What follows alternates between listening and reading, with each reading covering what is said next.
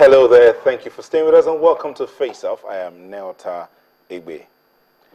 When the election started, or when the campaign started, one of the things that the opposition at that time continued to bring out was the need to cut the cost of running government. And how did they promise to do that? Going to intentionally cut down that cost.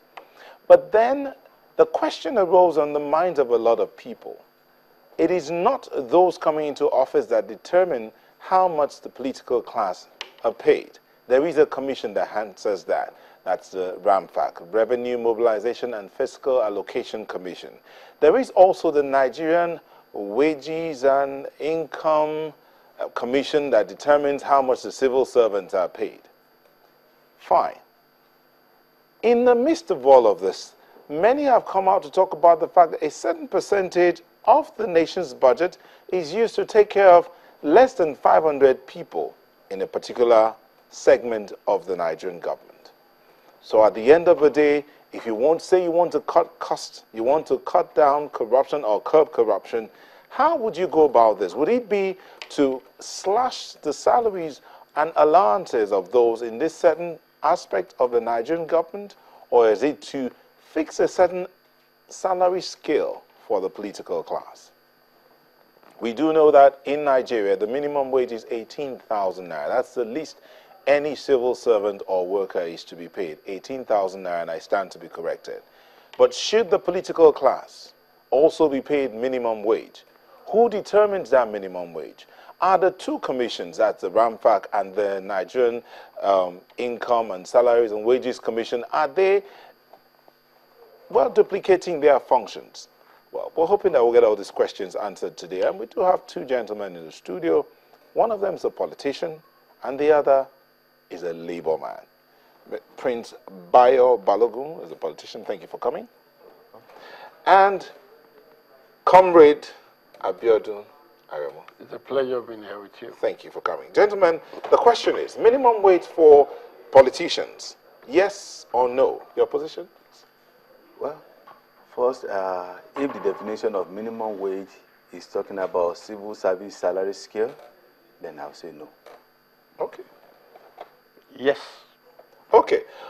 Yes, no, we'll take a quick break and we'll come back to continue the conversation. You can also be a part of our conversation today. Join us via email or tweets. Keep them short and simple and straightforward. We do have some that have already sent in their comments, but we'll take a quick break and we'll come back to continue the conversation. Please don't go away. Welcome back. We do have comments already coming in. Someone says, this is what we have been advocating. Olasore Emmanuel says, this is what we have been advocating for a long time. They are being paid with our money and it should be within a reasonable limit. But who determines that limit? Is it the Revenue Mobilization and Fiscal Allocation Commission, or is it the Nigerian Salaries and Wages Commission? Who determines this? Okay, gentlemen, you've said no. You said yes. So since you said no first, you asked the first question. Yep. The minimum wage is a statutory trade. A minimum wage is based on the gross national income in every country. So when you talk about the minimum wage, you are talking of the standard which legally, you see, an employer must pay. So in that context, when you are fixing minimum wage, since it's based on the gross national income of a country, so every wages, you see, must not be discriminated. And that's the problem that you have here. Secondly, the objective of a minimum wage is also to address what we call inequalities. And that's why for every country, you must have a standard of what you call a minimum wage. So what you are having in a wage system in Nigeria is skewed. You see, and it's one of the things that is responsible for the kind of injustice that you have in the country. Statutorily and constitutionally, Section 16 of the Constitution on the objectives or the economic objective of government make it very clear that there shall be a national minimum living wage. That is the letters in the Constitution, which is very clear. So to have a revenue mobilization and fiscal allocation committee determining wage for categories of Nigeria amounts to Father Christmas just dishing out the wage. Because you can only earn wage on the basis of what you generate. So you cannot create two different sets of people in the society. And what should be done in cases like this is to have a wage system that addresses everybody in the country on the basis uniformly. Okay, let's respond to it. You see, when you said it's based on the GMP, it's a gross national product of the country. That means you are saying that wages should be flexible. If revenue goes up, you get high pay. If it goes down, you get low pay. And I believe that's not.